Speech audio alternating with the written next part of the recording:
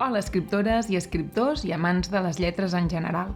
Soc la Carla Gràcia i això és La Pàgina en Blanc. Ens agradaria que la nostra vida fos com una bassa d'oli.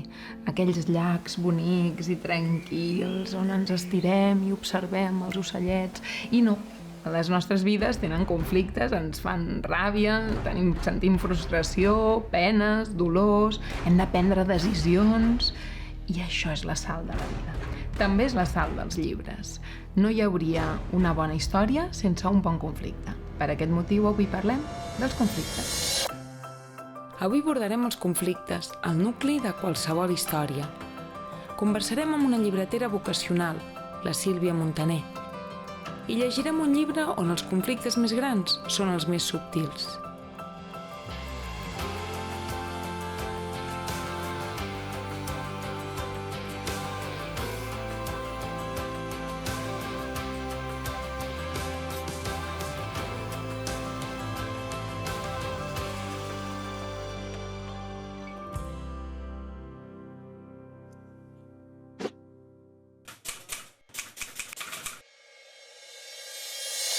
No hi podem fer més, som conflictius de mena. Si estem massa avorrits i massa tranquils, doncs busquem problemes, perquè ho necessitem, perquè ens agrada o tenim sentiments confrontats. Això és un conflicte. Un conflicte és la relació contradictòria, és a dir, dos oposats que s'han d'escollir, no pot ser les dues coses. Si pogués ser les dues coses ja no seria un conflicte. Un conflicte és quan són oposades i excloents entre tres blocs, entre poder fer alguna cosa, voler fer alguna cosa i haver de o no haver de fer alguna cosa. Per tant, el nostre personatge pot poder fer alguna cosa, pot poder anar a treballar, però no vol anar a treballar. Sí, això ens sona, segur que no sona. En aquesta relació, quan pren una decisió, doncs pot poder més el poder que el voler, no? Doncs és quan es decideix el conflicte. Imaginem una altra situació. Una persona que voldria estar amb un amant, però no hauria d'estar amb l'amant. També ens pot sonar aquesta situació. Doncs aquests conflictes són els que generem com a escriptors a l'hora d'escriure. Sempre tingueu en compte que un personatge perfecte, ideal, que tot li va bé, que allò que vol ho aconsegueix, ens avorrirem. També és molt important entendre la diferència entre conflictes interns i conflictes externs. És molt senzill.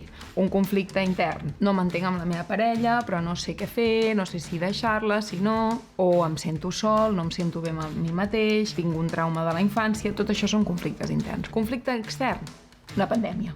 De cop i volta, no saps per què, tots confinats, tots a casa, un conflicte extern. Què és interessant en una història?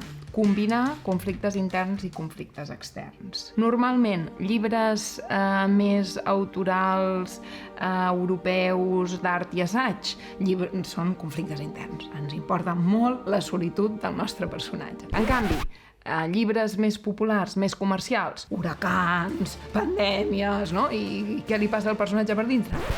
A qui li importa? Dins d'això, clar, el millor seria una combinació dels dos. Margaret Atwood diu una cosa que em sembla genial, no? Que una història comença quan es trenca un patró. És a dir, tu tens el teu personatge vivint en un lloc, amb una vida. Aquesta vida pot ser terrible, Pot ser que agafis un personatge que sigui un nen del carrer a la Índia, que sigui terrible. Però a partir d'aquí passa alguna cosa i canvia aquest patró. Per tant, no associeu conflicte amb desgràcia, perquè pot ser que el conflicte vingui quan ve alguna cosa millor. El conflicte arriba quan es trenca el patró de la història. Posem un cas. Imaginem la Susie, que es lleva un dia a la seva granja d'Idaho, on viu amb el seu marit, a qui no suporta. Per tant, tenim un conflicte intern. La Susie no suporta el seu marit, però no s'atreveix a deixar-lo. Aquell dia es lleva i mentre està escalfant un cafè, mira per la finestra de la seva cuina i veu aparèixer un ovni. Ara que, a més, estan tan de moda perquè es veu que sí que són veritat, doncs arriba un ovni. Tenim un conflicte intern, la Susie no s'entén amb el seu marit i no s'atreveix a deixar-lo, i un conflicte extern. Arriba un ovni, què passarà amb això? Quan el conflicte extern ens obliga o obliga el personatge a confrontar-se amb el conflicte intern, és quan tenim una història.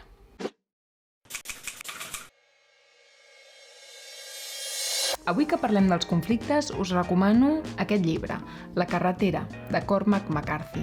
És un llibre brillant en molts aspectes, des de l'estil fins a la psicologia dels personatges i també, com no, dels conflictes. Què passa amb els conflictes? Que sovint volem fer una història de 3 generacions de famílies en les quals es maten entre ells, hi ha huracans, hi ha terratrèmols, guerres, i potser no fa falta. A vegades el conflicte és més subtil, o potser hi ha un conflicte gran que ho envolta tot, però el que importa realment, el que li importa al lector, és el que li passa per dins el personatge. Per això us porto aquest llibre, La carretera. També perquè a vegades, ho dieu, molts dels meus alumnes, dieu, no, és que això m'ho guardo pel final. No et guardis res pel final, perquè potser no t'arribarà el lector al final. Tu posa, com es diria, tota la carn a la paella, sí? Des del principi.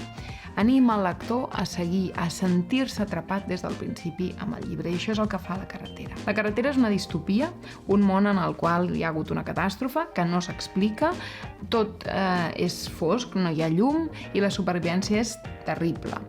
No us explicaré fins a quin límit és terrible. Exacte, així. Però sí que hi ha un pare i un nen petit que han de sobreviure. Us llegeixo al principi perquè veieu com posa tota la carn, això, a la graella.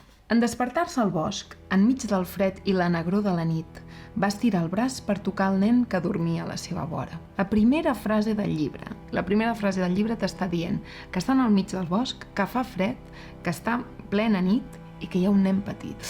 Ja, el cor ja se t'està encongint i continua.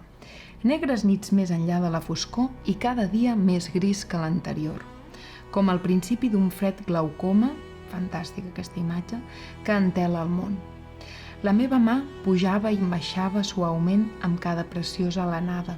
Per tant, ens estimem el nen. Sí? Va apartar el plàstic encerat a una banda.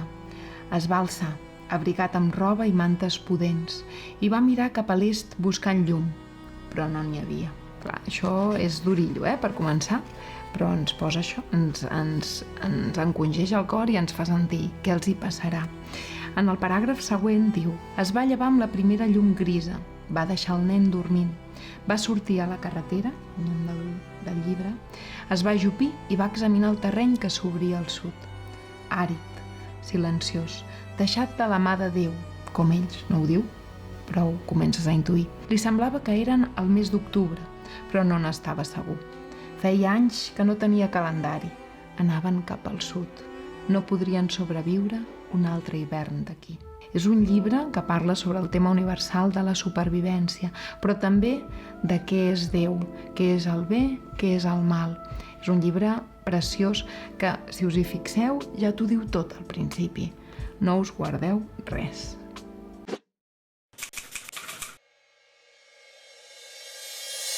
La Sílvia Montaner és llibretera de vocació.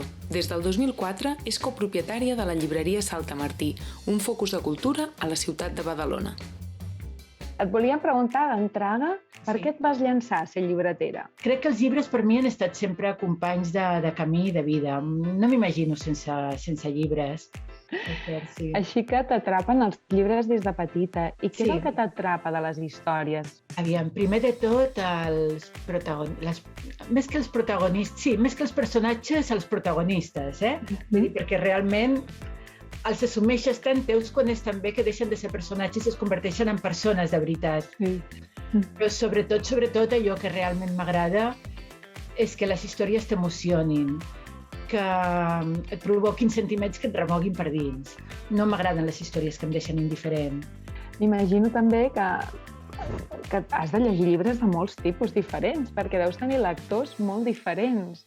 I a l'hora de recomanar llibres, a vegades és com recomanar un psicòleg, no? Que cadascú té el seu perfil, els seus gustos. La veritat és que a la llibreria, les llibreteres i els llibreters hem d'estar molt atents a allò que els lectors i les lectores venen buscant. I bé, també és veritat que no a tothom li pot recomanar mai el mateix llibre.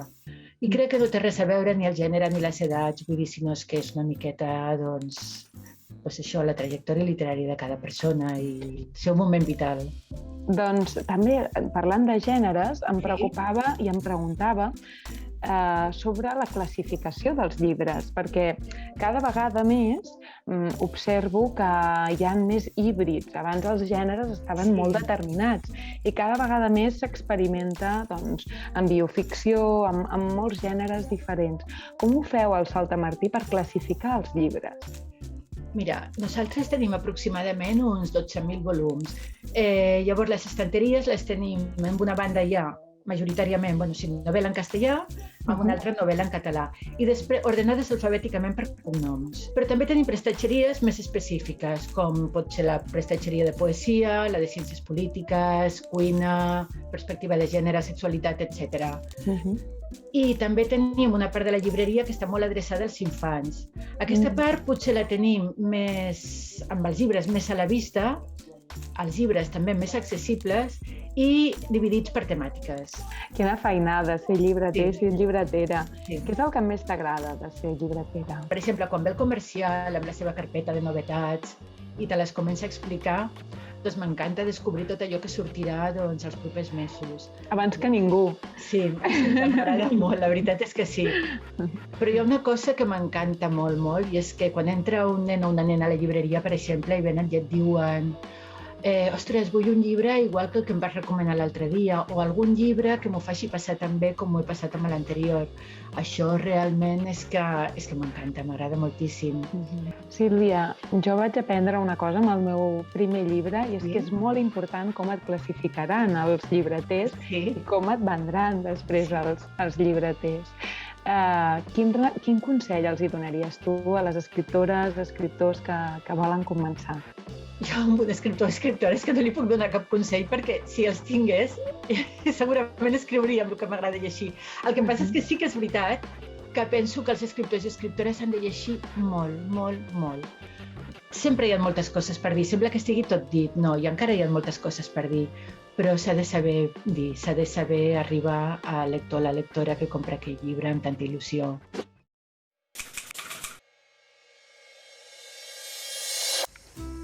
Avui us proposo un exercici d'escriptura que és un joc. Prové de l'escola Oulipo, que significa obrador de literatura potencial, les sigles, en francès. És una escola que va néixer als anys 60 i que proposava que per tenir màxima llibertat creativa eren necessàries limitacions. Sí, us sembla molt estrany, però és així. Necessitem limitacions per treure tot el que tenim dins. O això és el que ells proposaven. Un dels seus membres és Georges Perec, o era Georges Perec, que els que em seguiu a les xarxes us l'he recomanat moltíssimes vegades perquè m'encanta. I era un autor que, per exemple, va escriure un llibre que es diu La disparició, que és la desaparició. I què és el que desapareix? Doncs desapareix la lletra E, que en francès és impossible. És a dir, imagineu-vos una novel·la sencera, no? Tot el que suposa una novel·la, sense la lletra E en francès.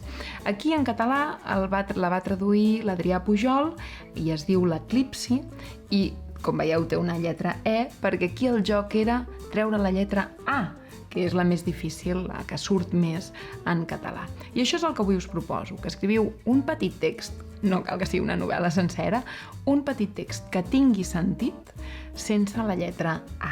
Veureu que és fantàstic perquè deixeu de menjar-vos el tarro amb la psicologia dels personatges i amb la quantitat de conflictes i simplement intenteu buscar paraules i preposicions que no tinguin la lletra A. Doncs fins aquí el programa sobre els conflictes, que espero que no hagi estat tan terrible i que hagueu après moltes coses. Recordeu que podeu penjar els vostres textos, els exercicis, amb l'etiqueta La Pàgina en Blanc.